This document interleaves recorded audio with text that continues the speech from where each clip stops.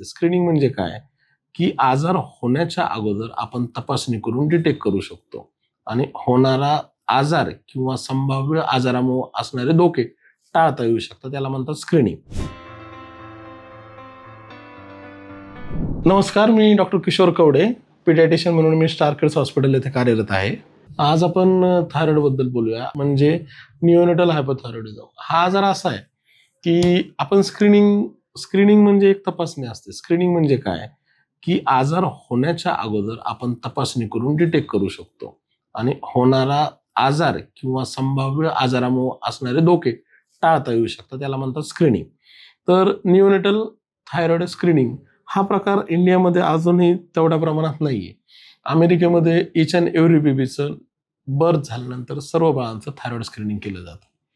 तर आपल्या इथं पण आता पिडियाट्रिशियन्स, गायनेकॉलॉजिस्ट सर्वजण थायरॉइडचे स्क्रीनिंग करायला लागलेत, परंतु त्याचं प्रमाण अजूनही कमी आहे.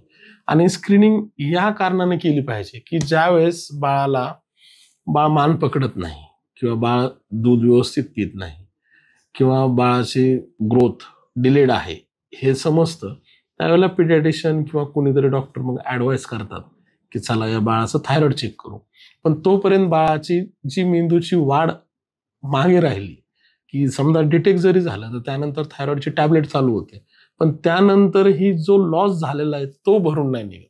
फक्त त्याच्या पुढे बाळाचं थायरॉइड लेवल चांगली राहते आणि बाळाची ग्रोथ वगैरे व्यवस्थित व्हायला लागते, परंतु लॉस भरून येत नाही.